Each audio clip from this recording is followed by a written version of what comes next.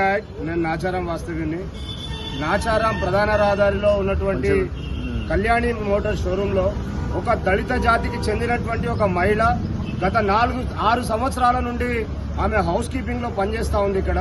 కానీ తను పనిచేస్తున్నటువంటి క్రమంలో ఇక్కడ ఉన్నటువంటి సూపర్వైజర్ విజయ్ అనేటువంటి వ్యక్తి తనని మానసికంగా శారీరకంగా లొంగ తీసుకునేటువంటి ప్రయత్నాలు అనేక సార్లు చేస్తా ఉన్నటువంటి క్రమంలో ఆమె ఇక్కడ ఉన్నటువంటి జీఎం కి, సూపర్వైజర్ కి, మేనేజర్స్ కి, ఈ యొక్క యాజమాన్యానికి కూడా ఫిర్యాదు చేసినా కానీ కూడా వాళ్ళెవ్వరు కూడా పట్టించుకోలేదు.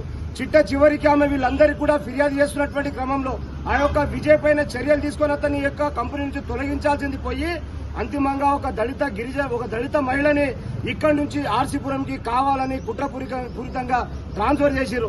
ఆమెకి ఇస్తున్నటువంటి జీతం నెలకు ఒక 10,000 రూపాయలు.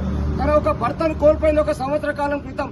ఆ యొక్క చనువును తీసుకొని ఆ యొక్క విజయ్ కుమార్ మరి ఇతర వ్యక్తులందరూ కూడా తనను లొంగ తీసుకొని శారీరకంగా తనను వాడుకోవాలనేటువంటి ప్రయత్నం చేస్తా ఉన్నటువంటి క్రమంలో ఈ రోజు మేము ఇక్కడికి వచ్చి సామాజిక బాధ్యత కలిగినటువంటి వ్యక్తులుగా మేము స్థానికంగా ఉన్నటువంటి వాళ్ళందరం కూడా ఈ రోజు వచ్చి ఒక యాజమాన్యాన్ని అడిగేటువంటి ప్రయత్నం చేస్తే వీళ్ళు తిరిగి మా మీదనే దాడి చేస్తూ మమ్మల్నే తిట్టు, మమ్మల్నే చంపేస్తాం, మేము ఆర్థికంగా బలశాలులం, మాకు పోలీసు చట్టాలన్నీ కూడా మా కంట్రోల్లో ఉంటాయని చెప్పి ఆ చట్టాలు కూడా వాళ్ళ చేతిలో తీసుకునేటువంటి ప్రయత్నం చేసుకుని మమ్మల్ని తిరిగి బెదిరిస్తా ఉన్నటువంటి వైనాన్ని యొక్క నాచారం కళ్యాణి మోటార్స్ లో చూస్తా ఉన్నాం.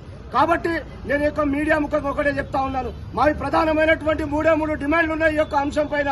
ఒకటి, ఆ యొక్క బాధితుడు ఎవరైతే ఈ యొక్క బాధింపబడ్డటువంటి మహిళ ఎవరైతే ఉందో ఆ యొక్క మహిళని మానసికంగా శారీరకంగా లొంగ తీసుకునేటువంటి ప్రయత్నం చేసేటువంటి ఆ విజయ్ని వెంటనే కంపెనీ నుంచి తొలగించాలి.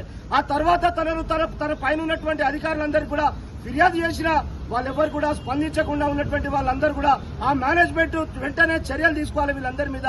మరి దాంతో పాటుగా కావాల్సుకునే ఆమెను మానసికంగా ఒకవైపు వేధించడమే కాకుండా శారీరకంగా ఒకవైపు వేధించడమే కాకుండా ఆమెను ఇక్కడి నుంచి వేరే బ్రాంచ్ కి ట్రాన్స్ఫర్ కావాలని చేసిరు.